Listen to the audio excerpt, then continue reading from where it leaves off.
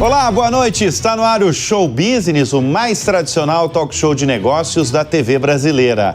E no programa de hoje vamos receber Roberto Cortes, CEO da Volkswagen Caminhões e Ônibus. A montadora atingiu a marca histórica de mais de 1 milhão de veículos pesados comerciais produzidos. Eu converso também com Marcelo Tangioni, presidente da Mastercard no Brasil, companhia líder em cartões de crédito e que processa 140 milhões de transações por hora no mundo. Eu sou Bruno Meia e seja muito bem-vindo ao Show Business que começa em instantes.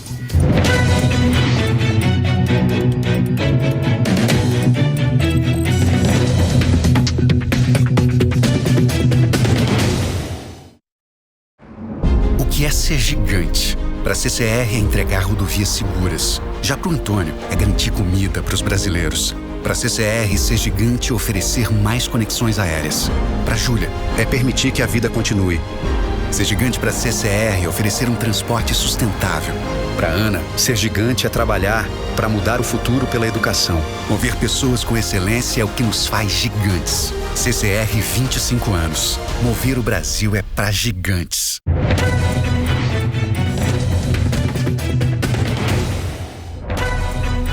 De office boy a CEO, o homem por trás do comando da Volkswagen Caminhões e Ônibus é um dos mais respeitados e experientes nomes do setor automotivo no Brasil, especialmente, claro, caminhões e ônibus. São 45 anos de trajetória no setor que tem passado aí por uma verdadeira revolução. Nós vamos conversar nesta edição com Roberto Cortes, CEO da Volkswagen Caminhões e Ônibus. Roberto, obrigado pela presença aqui no Show Business. Como é que um office boy que começou a trabalhar aos 12 anos de idade se tornou presidente de uma montadora tão importante, não só no país, quanto no mundo, que é o seu caso, é a sua história? Bom, antes de mais nada, Bruno, obrigado pelo convite. Prazer estar aqui conversando com vocês, falando um pouquinho dos nossos negócios e da minha trajetória. Eu diria que o grande motivo dessa trajetória é que eu sempre fiz o que eu gosto. Eu sempre fui um fã de carros, caminhões e ônibus. E na minha vida sempre planejei um dia entrar no setor. Como aos 12 anos é muito difícil você começar numa montadora, eu fui trabalhar para um banco como office boy, entregava carta, então era contínuo externo integrador, e aí eu comecei a minha carreira novamente, vislumbrando um dia trabalhar no setor automotivo. Quando eu me formei, eu tive a oportunidade de entrar na Ingesa, que é uma empresa de armamento, mas também de veículos, depois para Ford e ultimamente Volkswagen nos últimos anos.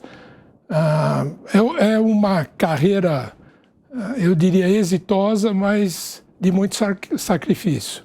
Quer dizer, foi tudo planejado? Então você, desde o começo, vislumbrava uma montadora de relevância, como é o caso da Volkswagen, Caminhões e Ônibus. Foi planejado a sua trajetória e a sua história? Eu sempre acreditei que para você ter sucesso em alguma coisa, você precisa gostar daquilo. E carros, caminhões e ônibus era algo que sempre me chamou a atenção. Então eu imaginei que se eu me formasse adequadamente... A sua formação é em? Eu sou economista. Economista, tá. E tendo uma boa formação, aliado a um setor que você gosta, e com alguns atributos pessoais, do tipo fazer cada dia mais e melhor, perseverar, nunca desistir, eu achava que eu tinha a chance de um dia ter essa posição que eu tenho hoje e que tenho por 25 anos. Então eu diria que é uma conjugação de fazer o que gosta e a oportunidade. E a oportunidade que eu vim criando durante a minha carreira profissional, que já vão 55 anos. 55 anos, é. Então, em mais de 50 anos de setor automotivo brasileiro, como é que você define o atual momento do setor? É o mais importante? É o de maior transformação aí das últimas décadas? Não tenha dúvida. Muito por conta da eletrificação? Bruno, não tenha dúvida que se fôssemos usar uma palavra para o setor hoje é transformação. Até poucos anos atrás, a indústria, ela se calcava na fabricação e no produto. Você fabricava bem um produto adequado às condições normais. Em seguida, houve a necessidade de você, em adição à fábrica e produto, você fornecer serviços, tipo serviço financeiro, serviço de conectividade e digitalização. Agora, além disso, você tem toda a questão ambiental e de governança, aspecto social. Então, é uma mudança bastante grande, acontecendo tudo ao mesmo tempo. Você precisa trazer produtos mais produtivos, com digitalização, conectividade e ambientalmente... Quem não pensar em todas essas características, todos esses fatores que você está elencando aqui no Show Business, não vai sobreviver? Fica para trás. Fica para trás. Fica para trás. E o momento é agora. Agora é um momento de altos investimentos que a indústria passa, não só a indústria de caminhões, mas de carros de uma forma geral. O Cortez, você que está no setor há tanto tempo, a gente tem acompanhado aqui nos nossos veículos e a gente, inclusive, tem recebido alguns CEOs de montadoras aqui no Show Business, inclusive o Ciro Possobon, CEO da Volkswagen Carros, esteve aqui quando anunciou 9 bilhões de reais no Brasil, isso faz menos de 2 meses. O que explica esse volume de dinheiro, especialmente no Brasil, de montadoras asiáticas, montadoras europeias, todas elas anunciando investimentos bilionários aqui no Brasil? O Brasil é um excelente país para se fazer negócio, principalmente no setor automobilístico. Independente de altos e baixos que a nossa economia tem, mas durante um ciclo é um bom lugar para se investir e ter um retorno adequado. E as perspectivas de crescimento do Brasil também são bastante favoráveis. Dentro da geopolítica, as matrizes estão optando em investir no Brasil para a nossa felicidade. E a Volkswagen Caminhões e Ônibus também não é diferente. Nós estamos num ciclo de investimento até 2025 de 2 bilhões de reais. 2 bilhões de reais, até 2026. Até 2025. Então, até 2025. 25. Tá. Isso basicamente é para essa evolução, inclusive a eletrificação que você mencionou, que eu diria que é a maior transformação dos últimos anos.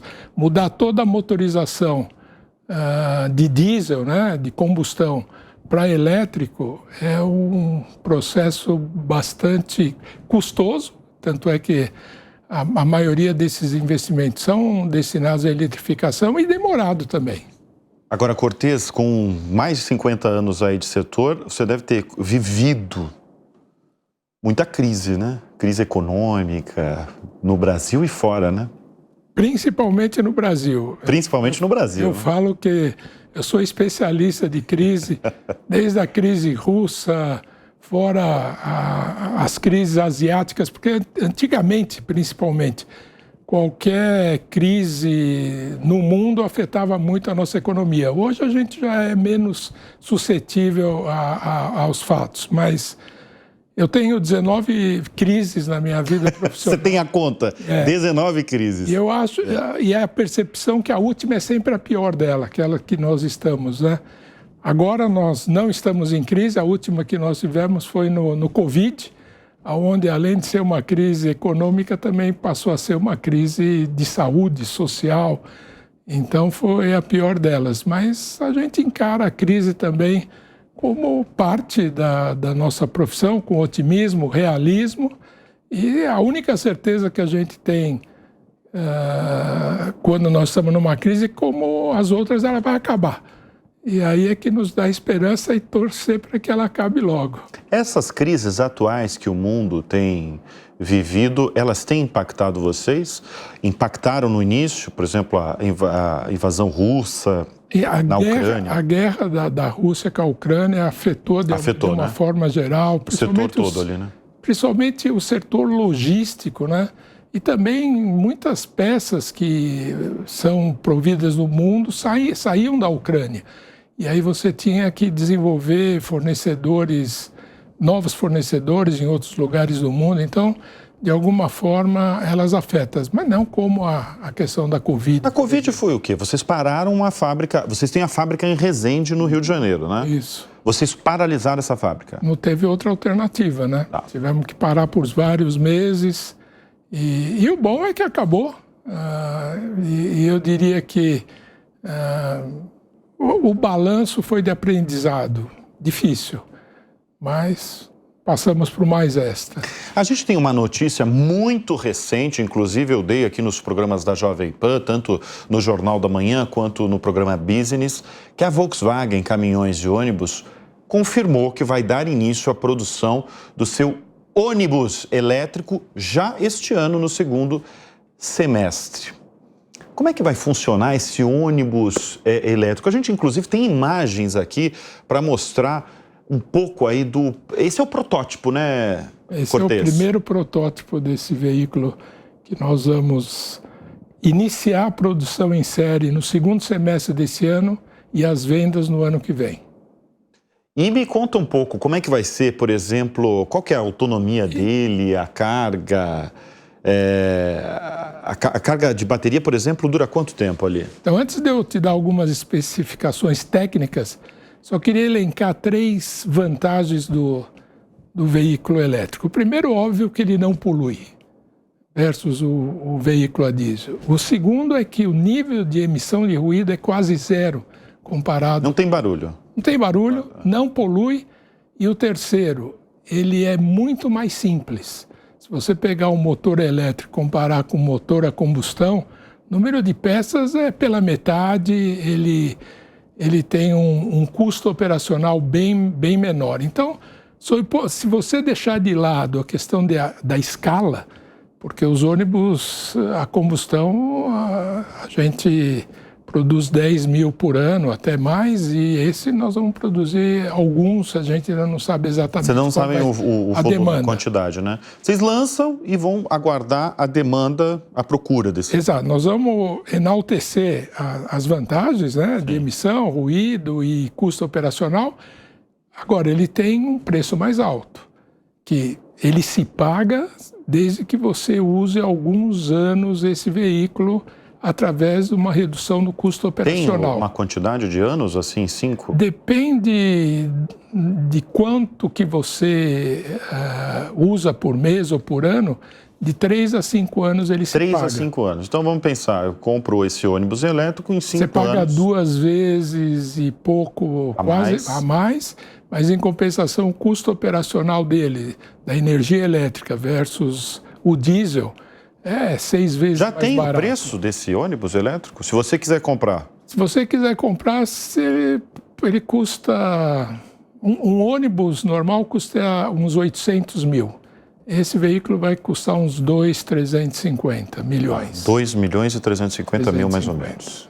Quer dizer, o preço de aquisição dele é alto, é maior, mas o benefício que ele traz no custo operacional compensa esse preço maior de 3 a 5 anos, depende de quanto que você roda por ano. A bateria dele dura... Então, ele cabe 84 passageiros sentados e de pé. Ele roda, normalmente a autonomia dele é 250 quilômetros, quer dizer, dá para ele rodar de dia. Ele tem a regeneração, quando você breca, você cria energia, então esse para-anda funciona bem nessa aplicação. Na brecagem ali, não? Isso é como Fórmula 1, alguns outros, essa geração de energia quando breca e anda. E o ônibus é ambientalmente aceitável, que eu acho que é o maior chamamento dele. A questão da bateria. Dependendo do número de bateria, você demora 3 horas para abastecer ou 1 hora, dependendo da bomba, etc. Nós estamos fazendo uma pesquisa mudando a química da bateria e a gente vê que tem, não posso falar agora com quem é, mas reduzir de 1 hora de recarga para 10 minutos. 10 minutos? 10 Você coloca ali e carrega em 10 minutos? 10 minutos. Essa que é o alvo daqui a uns anos. Ah, daqui a uns anos. Daqui a uns anos. É um projeto. Agora, uma das questões que eu tenho há 2 anos com presidentes de montadoras que vêm, né, nos nossos programas e a gente fala de eletrificação, é infraestrutura no país. Como é que é? Porque vocês estão apresentando esse ônibus, que o nosso público, inclusive, acabou de ver na tela. Como é que é a infraestrutura no nosso país, no Brasil? E quando estou falando de infraestrutura, eu estou falando de carregamento. Onde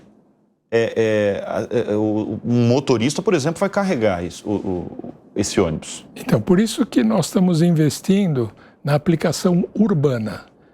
A aplicação urbana, ele roda de dia e abastece na garagem à noite. Então, não precisa ter recarregamento muito espalhado pelo Brasil, porque não existe.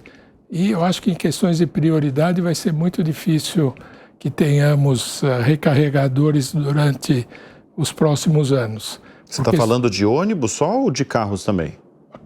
Eu estou falando de caminhão, ônibus e carro. E carro também. E carros também.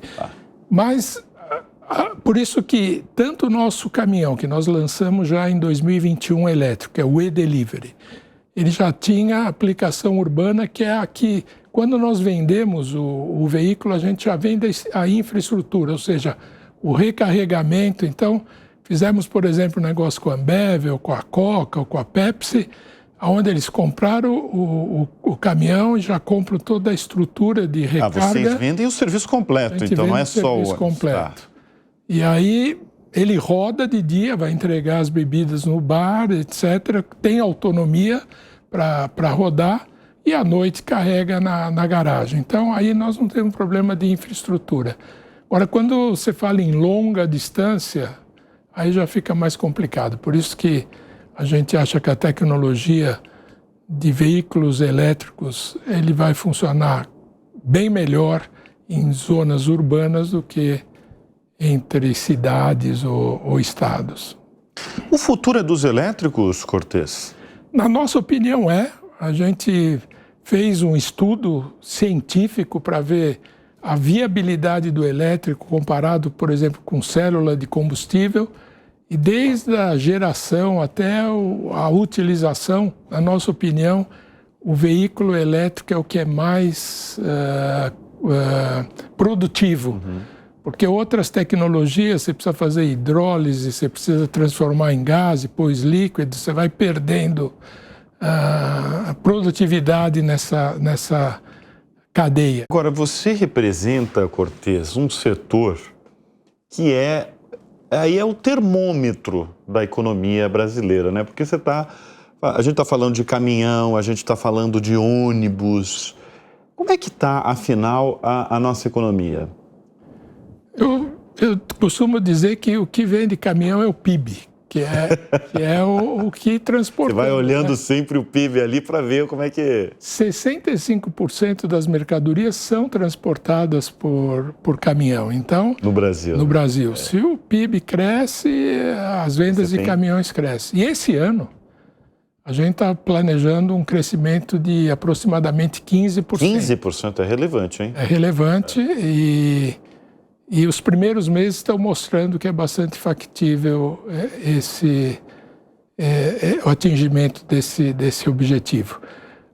Não só o crescimento da economia, que está se recuperando, mas a redução de taxa de juros também tem um fator fundamental. A maioria dos caminhões e ônibus são financiados e, convenhamos, 13,75 de taxa de juros, a propensão a investir é muito baixa e agora queda acentuada. Programas de governo, tipo Caminho Escola, o PAC, que requer veículos em construção ou em obras também, está ajudando bastante. Esse Caminhos da Escola é um programa do governo, né, que existe há um bom tempo. E vocês participam, então, há quantos anos vocês participam? O programa Caminho Escola, ele é primeiro um programa apartidário, que ele vem sendo implementado durante 17 anos. Ele é destinado ao transporte de alunos da área rural, que tem dificuldade, né, vai de carroça, vai a pé, da residência, da casa até a escola. E o governo criou esse programa há 17 anos, onde cada prefeitura é elegível a comprar ônibus escolares com fundo do Ministério da Educação. Nós temos a maioria das vendas já desse programa nos últimos 17 anos e agora estamos iniciando um novo programa para esse ano. Já entregamos esse mês 120 ônibus escolares e é tão bom o programa, sob o ponto de vista social, que a gente está advogando que ele também seja implementado para as áreas urbanas, não só as áreas rurais. Bom, mas se implementar na área urbana, vai multiplicar em várias vezes a produção de vocês em ônibus. Né? É o que a gente vê, por exemplo, nos Estados Unidos, né? Os Yellow Bus, que transportam os estudantes na área urbana, é isso que a gente vê como possibilidade. Mas tem chance de implementar? Como é que está? A prioridade é o rural. É o rural. Mas vocês estão em conversas com... A gente sempre que pode enaltece essa possibilidade. Olha só, a gente tem uma pessoa, você tem um universo ali de quantos funcionários? 5 mil. 5 mil funcionários, colaboradores aqui no Brasil. E a gente tem uma pergunta de uma das suas ou de um dos seus colaboradores. Uma colaboradora, a gente vai acompanhar quem é essa colaboradora que fez essa pergunta diretamente a você. Olá, Sr. Cortez, eu sou Milena, analista de sustentabilidade, e gostaria de saber qual a maior lição ou desafio aprendido de liderança como presidente e CEO da Volkswagen Caminhões e Ônibus. Muito bem. Qual é o desafio na liderança aí da montadora? O desafio é encarar toda essa transformação de uma forma serena e planejada, e fazer com que o time inteiro vá atrás desse objetivo que, convenhamos, é audacioso. É audacioso, né? É audacioso. Agora, a gente está falando sobre isso, né? A sua colaboradora falou de sustentabilidade, e eu tenho um dado aqui que vocês alcançaram aí o expressivo número de 71% da energia derivada de fontes renováveis. Como é que vocês conseguiram isso? E pergunta principal, aliás, quando que vocês vão alcançar os 100%? Olha, uma das nossas vantagens, Bruno, é que em relação às outras fábricas de caminhões e ônibus que estão aqui no Brasil, a nossa fábrica é relativamente nova. A fábrica de Resende. A fábrica de Resende. Foi lançada em 96. 96, tá. Então, muito dessa preocupação da questão da otimização, da utilização de energia, já foi contemplada no processo de produção. Então, ela já nasceu ecologicamente sustentável em muitos quesitos. E agora a gente está tendo possibilidade de comprar energia, seja eólica. É isso que eu ia falar, boa parte desse, vamos falar de atualidade, desse 71%, né? A maior parte vem do quê? De que fonte? Parques solares, eólico? Dos dois. Dos dois. Então, parques solares e eólico. Por exemplo, a gente tem painéis solares na fábrica, a gente tem lâmpadas LEDs. Então, tudo que for ambientalmente favorável, a gente está implementando. E o 100% que você falou é o nosso target. o mais rápido A possível. missão ali é... Mas vocês têm 100%. uma data? Você tem um plano ali? A gente precisa uns 5 anos até chegar no 100%. É algo factível. Mas estamos quase lá. Quase lá. Esses bilhões aí que vocês vão anunciar, que vocês já anunciaram até 2025, faz parte desse plano? Uma boa parte disso é para a questão ambiental. Agora, dessa fábrica de Resende, né, no Rio de Janeiro, onde são produzidos os caminhões e ônibus da Volkswagen, quantos por cento fica no Brasil e quantos por cento vai para fora? Hoje, aproximadamente 15% a 20% é destinado às exportações. E ao redor de 80% é para o mercado local. Mas nós temos um plano bastante audacioso de internacionalização. Ou seja, hoje no Brasil, nós somos líderes no mercado já há vários anos e nós queremos atingir esse mesmo nível de liderança, primeiro em todos os países que nós atuamos hoje. São quantos países? 30. 30 países. Se nós somos líderes no Brasil, por que nós não seremos líderes na Argentina, no Chile, no México? Se são países que precisam do mesmo tipo de produto que nós temos, as condições são bastante semelhantes. Então, a gente desenvolveu um plano de internacionalização em 3 fases. O primeiro, crescer nos países que nós estamos. Então, por exemplo, na Argentina, o mês que vem, nós vamos lançar uma linha de montagem em Córdoba, na Argentina, para produzir os caminhões e ônibus Volkswagen da mesma forma que nós produzimos aqui. Ou seja, pretendemos crescer na Argentina, nós já temos uma linha de montagem no México, temos uma linha de montagem na África do Sul, nós estamos prospectando aonde que a gente pode produzir, utilizando o mesmo conceito que a gente tem aqui no Brasil, nesses países que nós já estamos há tantos anos. Queremos entrar em novos países que nós não estamos hoje. Estamos, por exemplo, em Angola, como eu falei, na África do Sul, mas temos ainda potencial de crescimento na África e no Oriente Médio. Esse é o nosso termo médio de objetivo. E mais a longo prazo para a Ásia. Ainda não sabemos aonde, mas esse é o terceiro passo da internacionalização. Você falou, são 30 países, né? 20% da produção ali de Resende, vamos para 30 países. Quais são os principais ali? O primeiro é México. México. Tá. O segundo é Chile. O terceiro, normalmente, é Argentina, em condições normais.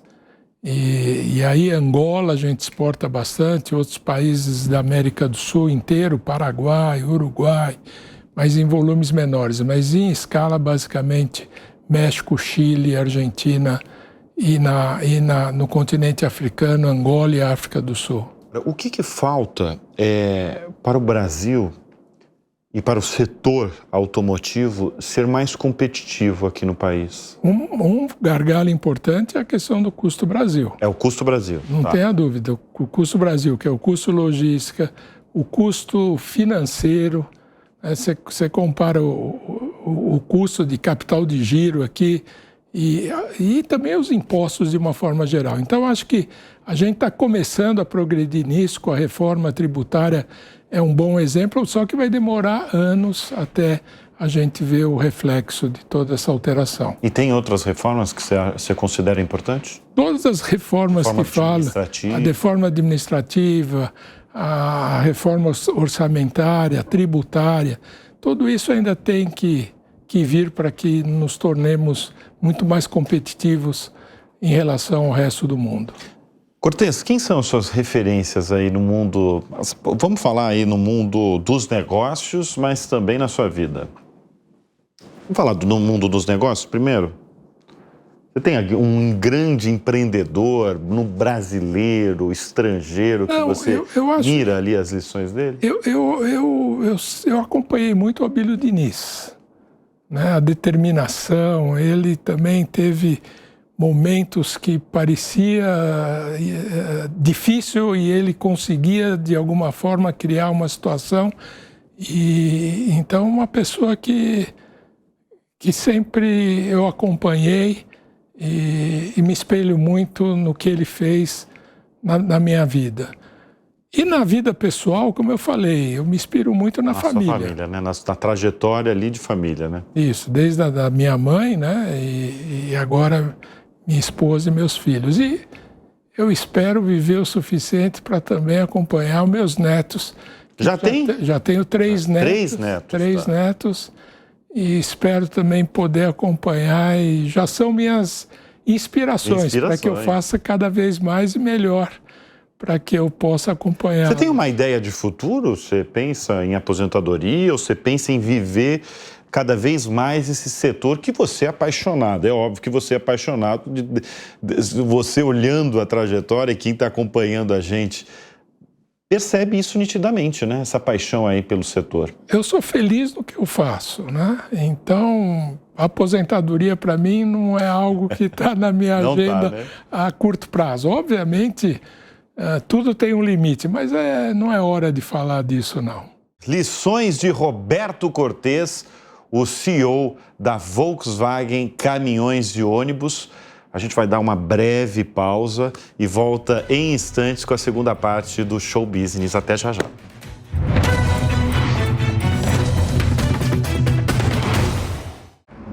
O que é ser gigante? Para a CCR é entregar rodovias seguras. Já para o Antônio é garantir comida para os brasileiros. Para a CCR, ser gigante é oferecer mais conexões aéreas.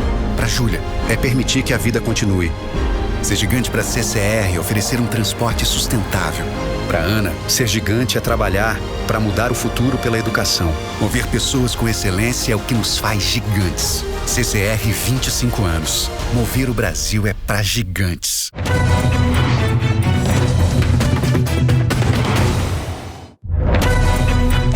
E nós voltamos com o Show Business, uma empresa de tecnologia que vai além do cartão.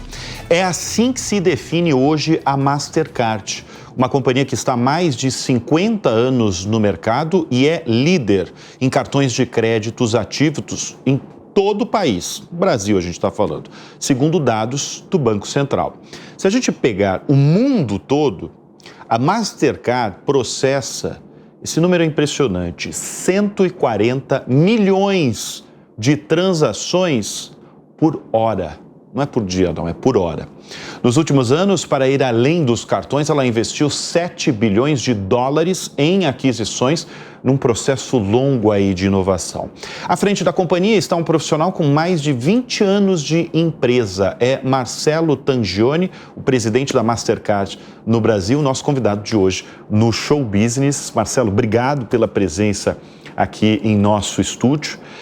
Como é que o Brasil conseguiu alcançar, de certa forma, um protagonismo nos negócios globais da Mastercard? Porque a Mastercard está em 200 países, mais de 200 países? Mais ou menos o número aproximado é esse. Boa noite, Bruno. Muito obrigado pelo convite. Prazer estar aqui com vocês hoje. Agora me conta como é que o Brasil conseguiu. O Brasil, ele está em destaque? Ele está em destaque. O Brasil, entre os 2, 3 primeiros lugares? Isso. O Brasil, do ponto de vista de meios de pagamento eletrônico, é um país considerado maduro, né, no nosso mundo. Dentro da operação global Mastercard, Brasil fica entre segundo e terceiro colocado entre a maior operação do ponto de vista de contribuição de resultado. Fica em segundo ou terceiro? Isso varia, eu imagino, né? Depende um pouco do câmbio, depende da forma com que você olha, né? O nosso concorrente direto ali é o Reino Unido, e a brincadeira que a gente faz internamente é quantos mercados tem o Reino Unido versus um mercado que é o Brasil, né? Mas o importante é que a gente também cresce mais rápido do que eles, logo a gente acaba alcançando eles também. Então, Marcelo, é interessante ver a transformação da empresa nos últimos tempos, né? Porque, na verdade, é a transformação da empresa, vocês líderes, mas é a transformação de todo o mercado, né? Porque se a gente pegar há 10 anos, os cartões respondiam aí por 90% da companhia no mundo. O Marcelo está há um bom tempo, ele pode corrigir aí com esse valor, mas basicamente há 10 anos era 90% cartão de crédito. E hoje, serviços que vocês chamam de serviços diretos, eles respondem por mais de 1/3 aí do faturamento. Quando é que a empresa percebeu que não daria para ficar apenas num segmento, no segmento dos cartões, e teria que se expandir? Bom, Bruno, a gente começou a olhar, né, para esse mundo além de cartões aproximadamente uns 15 anos atrás. E a ideia por trás vinha, obviamente, de uma visão que esse mercado ele passava por um momento de transformação onde a diferenciação estava ficando cada vez mais difícil, né? Então, quando a gente olhava nossa concorrência tradicional, toda vez que alguém lançava alguma coisa nova, alguma coisa diferente, muito rapidamente o concorrente ele tinha condições de ir lá e igualar. Então, existia uma necessidade e também uma oportunidade de criar algo diferente, né, que agregasse valor àquilo que a gente já fazia. Isso, obviamente, é muito importante, tá certo? Não é simplesmente, né, inovar por inovar. Você precisa criar e trazer uma coisa que realmente entregue valor para o seu cliente. E com esse pensamento, né, a gente começou a ir nessa linha, o que mais a gente pode trazer em cima daquilo que já era o tradicional do nosso negócio, que eram, né, as transações de cartões de crédito, débito, cartões pré-pago, cartões corporativos. A primeira linha de serviços que a gente lançou foi o serviço de consultoria. Como eu comentei. Consultoria para a empresa mesmo, consultoria, né? Então, qualquer... E aí podia fazer a empresa que contratava vocês e contrata vocês, é uma consultoria para qualquer área da empresa? Para qualquer área, obviamente o nosso foco sempre foi meios de pagamento, tá certo? Então nós nos especializamos desde o começo, mas hoje a gente faz consultoria, né, que vai além de meios de pagamento. Então, por exemplo, uma das práticas mais fortes que a gente oferece para os nossos clientes hoje são serviços de marketing, por exemplo. E óbvio, o principal acaba sendo as operações de meios de pagamento, mas essas consultorias de marketing elas servem para qualquer segmento dos nossos clientes. Se quiser fazer alguma coisa com seguros, por exemplo, a gente pode ajudar também. Então, assim, começamos, né, com consultoria, mas assim, a gente avançou muito, né, nessa linha além, né, dos cartões, como você mesmo mencionou. Hoje, mais de 1/3 do nosso resultado global já vem desses serviços adicionais. E a gente tem uma série de outras coisas. A gente tem serviços, por exemplo, de dados e insights. A gente, pelo tamanho da nossa rede... Até porque vocês têm um arsenal de dados impressionante, né? Exatamente.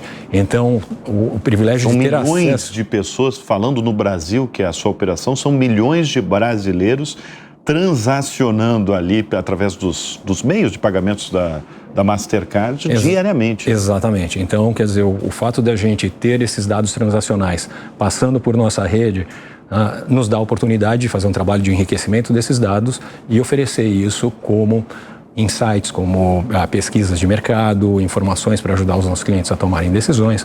Então, esse é um exemplo. Um outro exemplo, serviços de prevenção de ataque cibernético. Esse é outro assunto, né? Um tema super quente também. Tema super quente, inclusive aqui no show business, né? Quando a gente recebe profissionais, CEOs de instituição financeira, e a gente inclusive recebeu recentemente CEOs de empresas de cibersegurança. Esse é um assunto que sempre bomba para o nosso espectador, mesmo que isso mostra realmente a preocupação das pessoas comuns. Sim. Com segurança digital, né, Marcelo? Não, com certeza. Isso é uma preocupação geral hoje.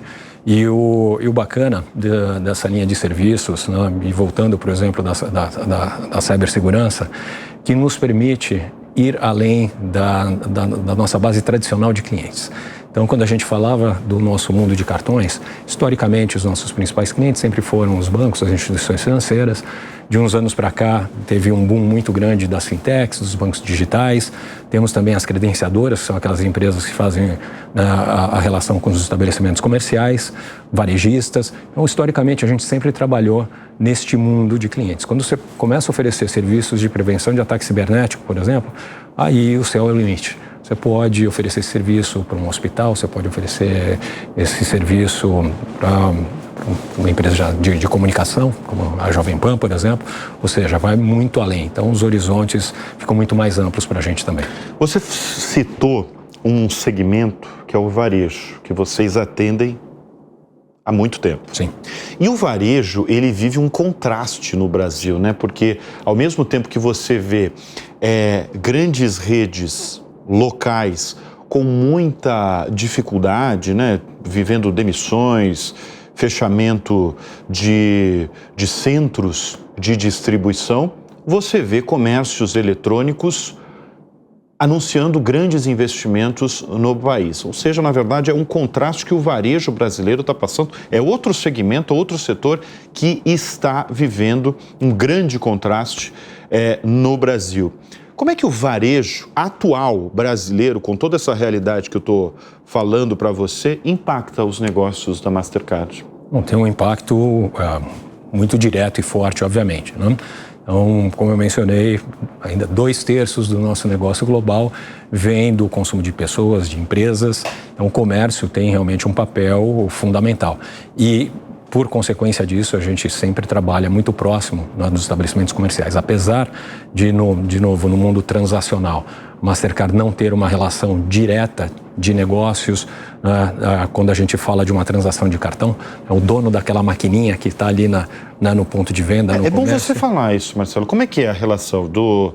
Você não tem a relação, então, com o consumidor final, né? Não tenho também. Você não tem, né? Aliás, essa é uma pergunta interessante que muita gente me faz, né? Muito comum, amigos, sejam donos de algum estabelecimento comercial ou até pessoa física. Pessoa física me pedindo, falou assim, pô, eu tenho um cartão Mastercard, você podia aumentar meu limite?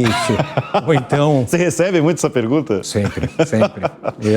E qual que é a sua resposta? A gente procura explicar o nosso papel, né? A nossa relação, na verdade, nosso negócio a gente considera o nosso negócio que a gente chama de B2B2C. Então, a gente tem, obviamente, uma relação muito forte com o consumidor. Nossa marca é uma marca muito amada, muito forte, né? Tem um apelo emocional, assim, tremendo. Então, assim, não só no Brasil, mas falando especificamente de Brasil, o brasileiro gosta muito da nossa marca.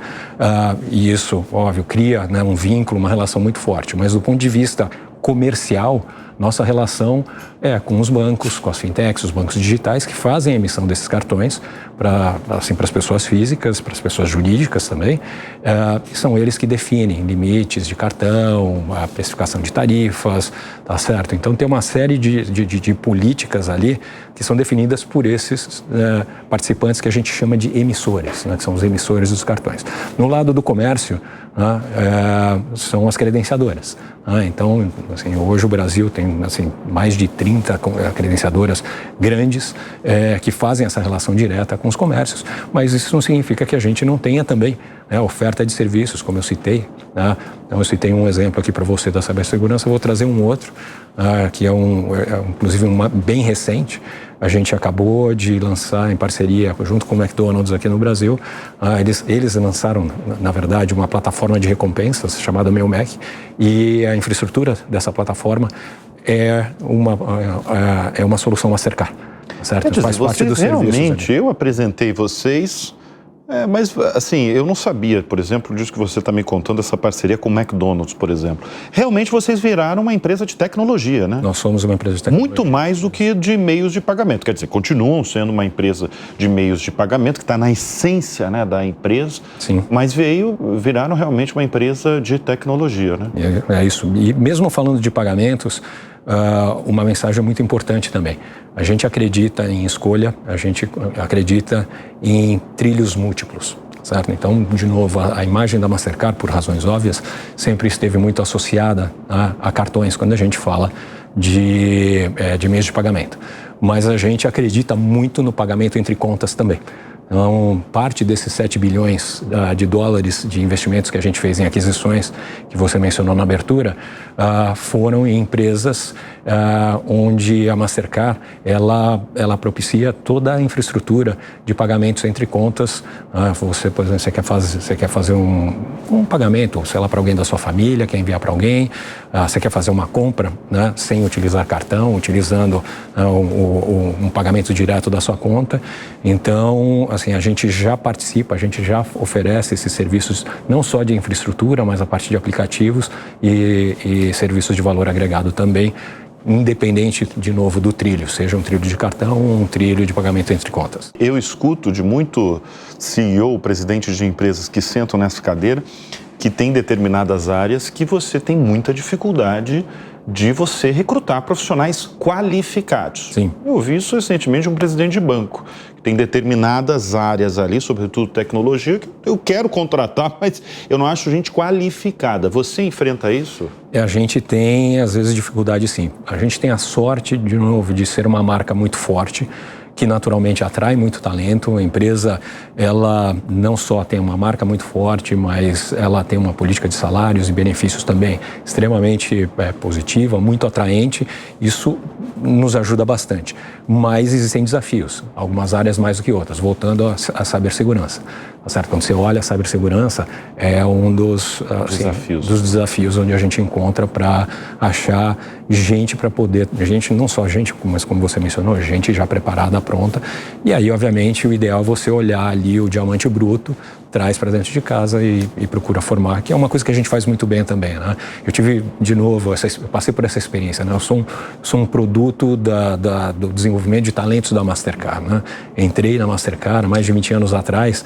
Que cargo você tinha quando você entrou? Eu entrei como diretor de marketing. Ah, mas você já entrou como diretor. Eu já tinha 10 anos de banco. De banco, exatamente. Então, exatamente. Então, mas aí você se desenvolveu, né? Me desenvolvi, né? E saí para fora do Brasil 2 vezes, né, durante esse período. Passei por diversas áreas lá dentro. Você ficou muito tempo fora, né? Fiquei. Metade desses 21 anos eu fiquei fora do Brasil. E nos Estados Unidos? Nos Estados Unidos, as 2 vezes. A primeira experiência na nossa matriz em Nova York e a segunda, mais recentemente, em Miami, no nosso escritório regional. É um contraste abissal o setor financeiro dos Estados Unidos com o setor financeiro brasileiro, né, Togiani? O sistema financeiro brasileiro, ele é um dos mais avançados do mundo, né? Já há muito tempo, né? Eu que, de novo, sou um pouco mais velho, né? Eu trabalhei na época, né, antes do Plano Real, e num momento em que o Brasil convivia muito com inflação. E naquele ambiente, né, e até indo um pouco mais atrás, até antes mesmo de eu começar a trabalhar, lá na década de 80, né, eu pensando hoje, né, o cenário, a situação, como era, para você se adaptar àquilo, era uma coisa realmente impressionante. Né? A gente hoje, assim, pensar do que a gente passou lá atrás, com a tecnologia que a gente tinha para trabalhar lá atrás, é realmente uma coisa impressionante. Isso criou uma criatividade, uma resiliência, assim, e um avanço no nosso sistema realmente muito forte. E o Brasil, certamente, por conta de carrega isso até hoje. O Brasil é muito avançado. Sabe por que eu comento isso? Porque eu fico impressionado. Eu não morei nos Estados Unidos, mas eu sei de amigos que moram até hoje lá. Por exemplo, você paga um aluguel com um cheque, por exemplo, que às vezes demora para um proprietário. Você passou por isso? Passei por isso. Que demora para um proprietário pegar o pagamento do aluguel, por exemplo. Sendo que no Brasil você tem, por exemplo, o Pix, né, que é um sucesso nacional, que está sendo exportado, inclusive, essa ideia, muito rapidamente, é instantâneo, né? É impressionante nessa... Essa experiência do cheque, né, eu passei, do momento que você faz o comando do pagamento até ele chegar, né, no destino e ser liquidado, porque você emite o cheque, tem que ser impresso, ele vai pelo correio, chega lá na pessoa, a pessoa pega, deposita isso na conta. Esse prazo pode levar até uma semana. É uma coisa absurda. Uma semana? Exatamente, chega até uma semana.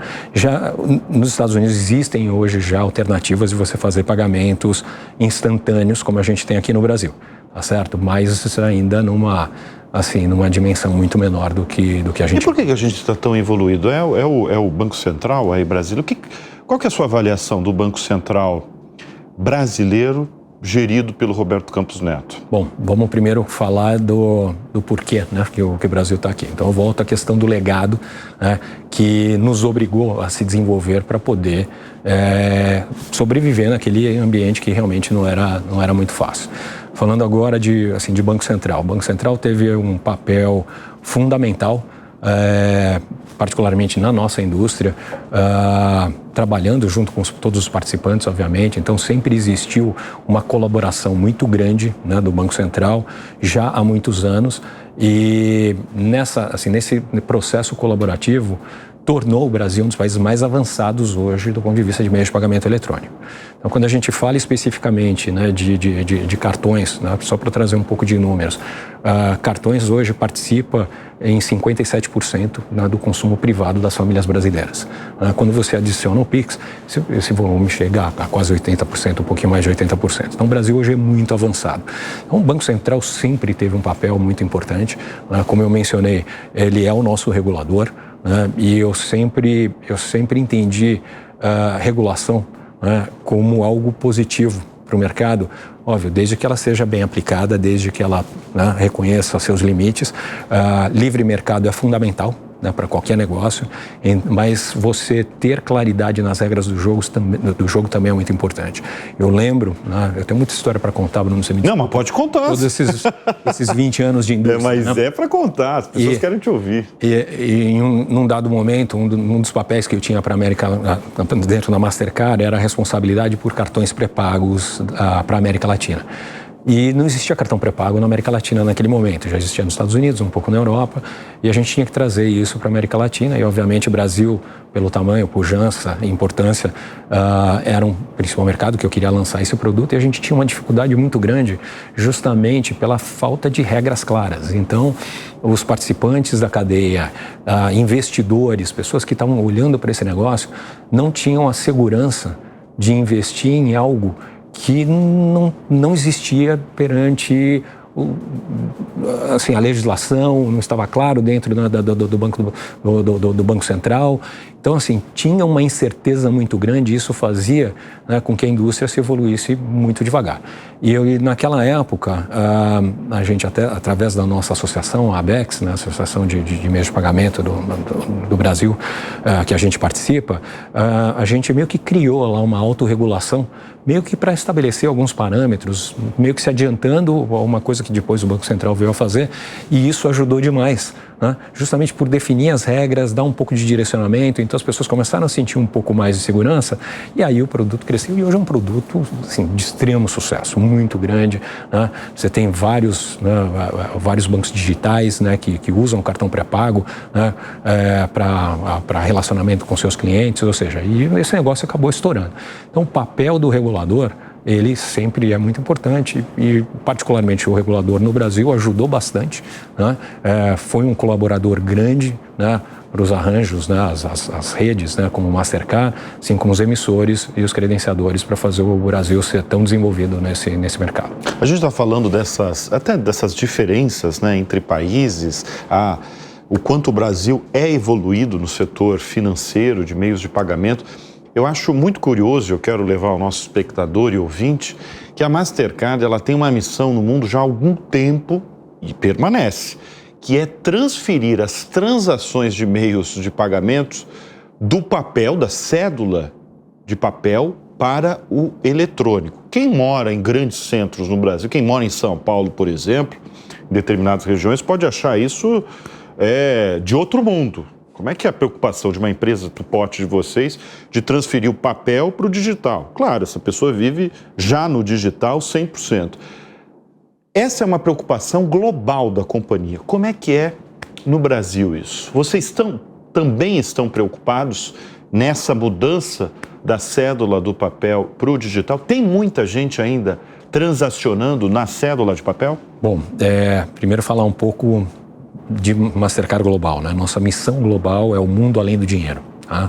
Então, ou seja, isso faz parte a nossa missão como empresa, como negócio, é justamente fazer com que o papel, né, a papel moeda seja substituído por um meio de pagamento eletrônico. O Brasil, como eu já mencionei, já está bastante avançado, né? Cartões já chegou a 57%, mas a gente, quando olha outros mercados, tem muito ainda a se fazer, Bruno. Você pega economias, né, importantes, né, quando a gente compara Argentina, México, Colômbia, para falar das principais economias de América Latina, esses números eles não passam de 25% de participação do consumo privado. Então tem muito papel moeda ainda circulando.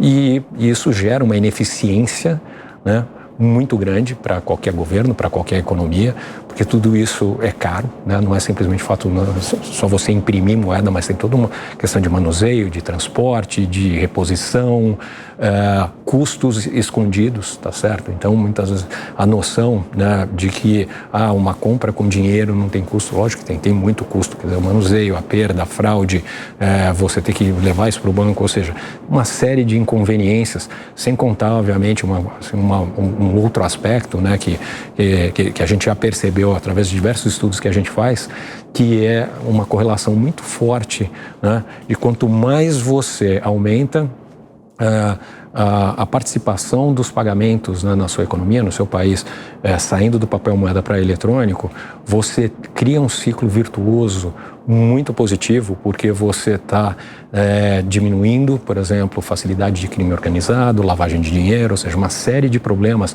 né, que países enfrentam, que o papel moeda acaba sendo trazendo um ambiente, uma situação mais favorável. Então, quanto mais você penetra os pagamentos eletrônicos, menor a tendência, mais difícil fica esse tipo de atividade legal.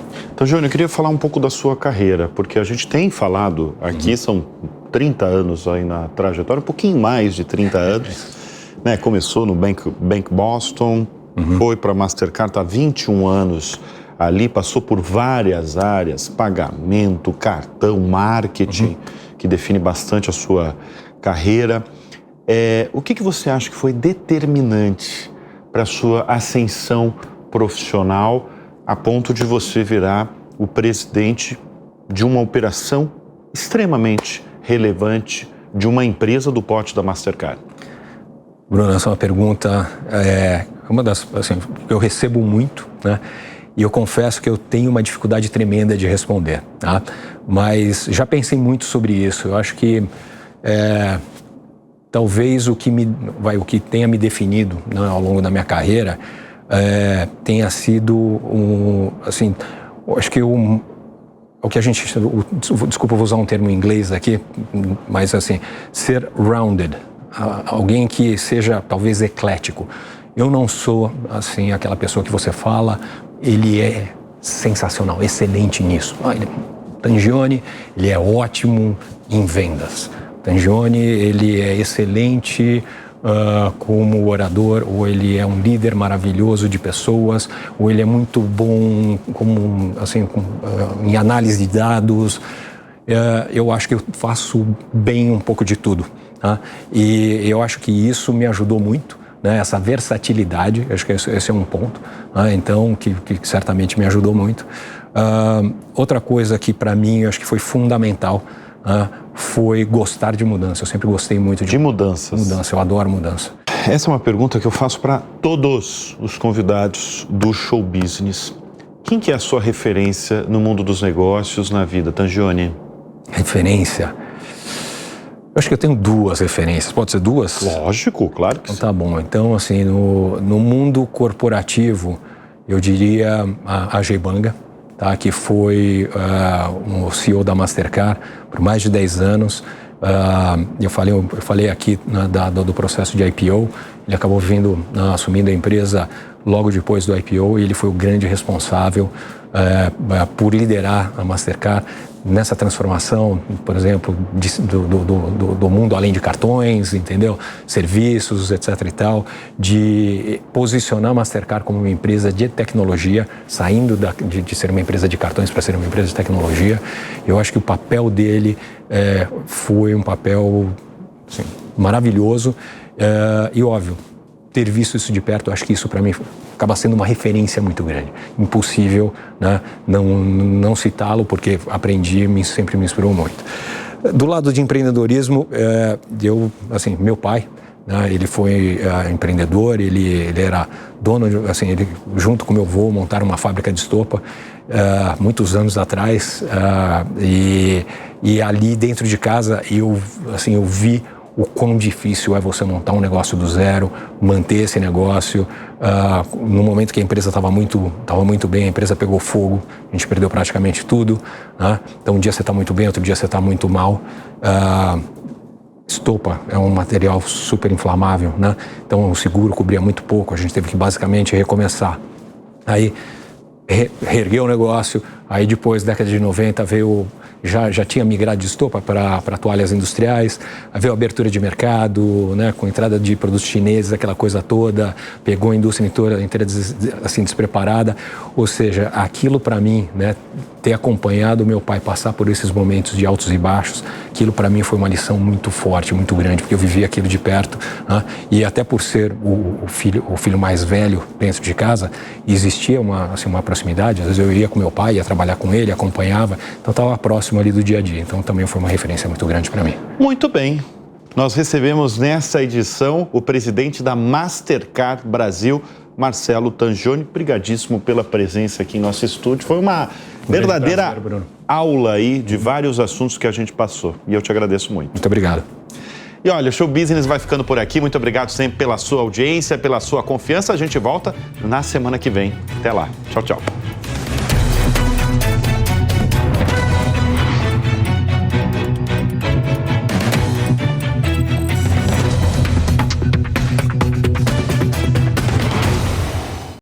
A opinião dos nossos comentaristas não reflete necessariamente a opinião do Grupo Jovem Pan de Comunicação. Realização Jovem Pan News.